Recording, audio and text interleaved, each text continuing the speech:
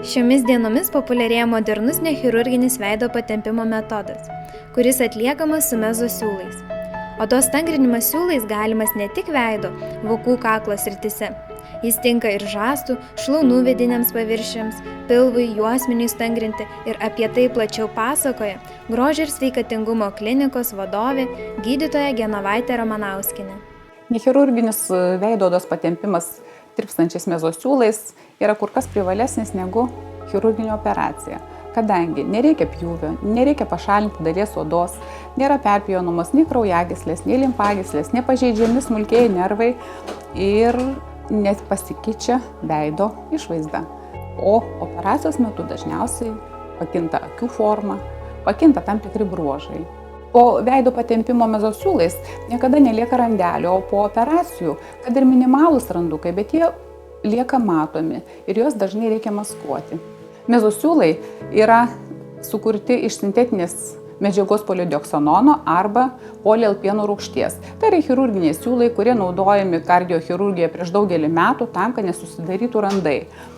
Šitos medžiagos yra antialergiškos, visiškai priimtinos žmogaus organizmui, jos skatina kolageno ir elastino gamybą, sukuria tvirtą odos karkasą ir patempia odą. Siūlai yra įvairių rūšių ir įvairių formų. Gali būti ilgi, stori, susukti, spiralės formos su kabliukais. Priklauso, kam mes juos naudosime. Jeigu siūlus naudosime tik tai odos sustangrinimui, tada naudosime monosiūlus, be kabliukų. Bet jeigu mes norime pakelti skruostus, antakius, vokus, tada mes naudosime siūlus su kabliukais, kurie iš karto pakelia ir sutvirtina audinius. Paprastai tie siūlai būna įvesti adatų spindyje arba kaniulių spindyje. Jeigu mes siūlą turime adatoje, tada vedant po oda galime pažeisti smulkias kraujagyslės kapilerus. Norint saugiau atlikti procedūrą, siūlai būna suvesti kaniulėse. Kaniulėse tai adatose, kurių galai yra bukiai ir jie gražiai praskiria audinius ir mes vesdami šitą siūlą mes nenukerpame plonos kraujagyslės, nervo šakelės, todėl procedūra yra kur kas saugesnė. Dar labai svarbi detalė, kad nuo siūlų niekuomet nesusidaro randai. Kartais gali atsirasti randelės ne nuo paties siūlo, bet nuo kraujosruvos, kuri buvo nelaiku ir neteisingai sugydyta. Mezosiūlai gali būti panaudoti bet kokio amžiaus žmonėms. Aišku, kreipiasi daug žmonių. Kreipiasi ir jauni, ir vyresnio amžiaus žmonės. Vyresnio amžiaus žmonėms be abejo reikia daugiau siūlų, kad pasiekti tą patį rezultatą, nes vis tiek yra sulėtėję natūralūs regeneraciniai procesai.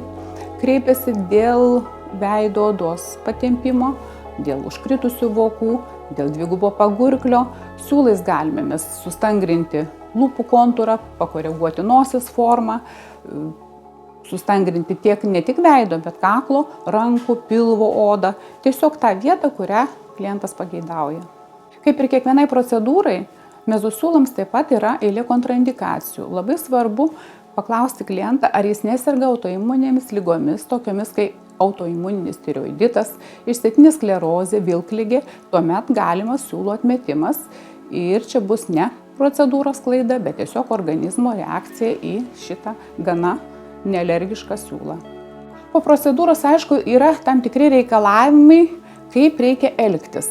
Visų pirma, tai nereikia kaitinti, negalima eiti į pirtį, negalima eiti į soliariumą, negalima stipriai masažuoti veido odos apie 2-3 savaitės, tam, kad nurimtų audiniai, visgi buvo mechaninis pažeidimas, visgi buvo audinių paburkimas ir po procedūros, aišku, galimos tam tikros mėlynės iki savaitės laiko, vidutiniškai iki savaitės laiko, priklauso, kaip žmogus prižiūrėsis. Jeigu teps su heparinų tepalais, be abejo, tos mėlynės praeis greičiau.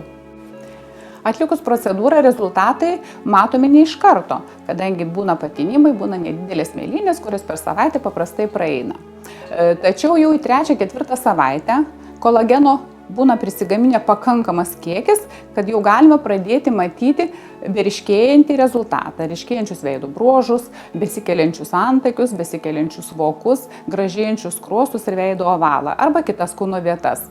Ir rezultatas jis vyksta tol, kol būna siūlai. O siūlai paprastai ištirpsta per 6-10 mėnesių, reiškia visą tą laiką formuojasi naujas kolagenas, naujos elastino skaidulos ir mūsų oda, būtent tas sritis, kurią mes paveikėme, tiesiog gražėja ir gerėja. Paskui Kada jau siūlai ištirpsta, reiškia, mes turim pasiekę optimalų rezultatą ir tas rezultatas be abejo laikosi kurį laiką, jis gali laikytis nuo metų iki 5, priklausomai kiek siūlų suvedėme, kaip mes juos suvedėme.